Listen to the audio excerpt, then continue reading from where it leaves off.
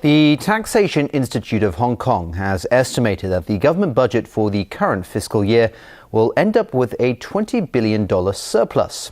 It wants the administration to grant middle-income workers tax incentives in the new budget to be announced next month.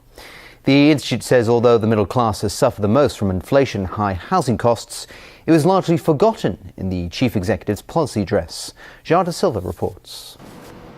While forecasts point to a 3% GDP growth over the past year, the Taxation Institute believes the outlook for the coming year is uncertain.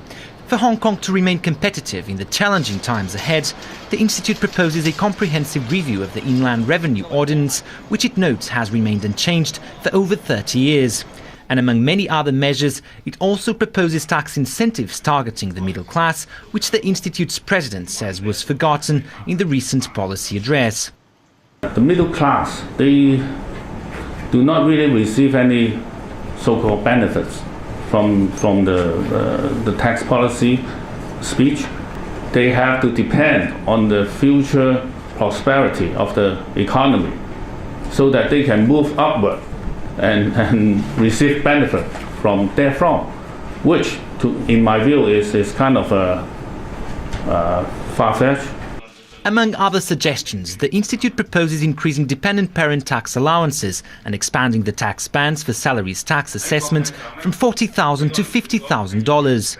For example, if the tax band expansion were to be introduced, a middle-class couple with a $60,000 monthly income with no dependent children or parents would pay $61,500 in income tax, $3,000 less than they currently pay.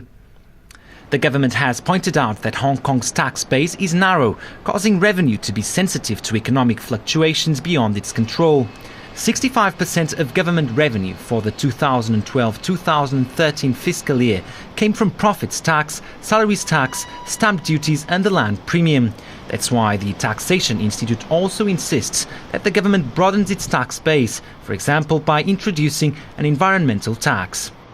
The Taxation Institute predicts that the fiscal volatility problem will be aggravated by Hong Kong's aging population, because if the government does not secure other sources of income, a shrinking workforce will mean less tax revenues and more public spending. Joao da Silva, TVB News.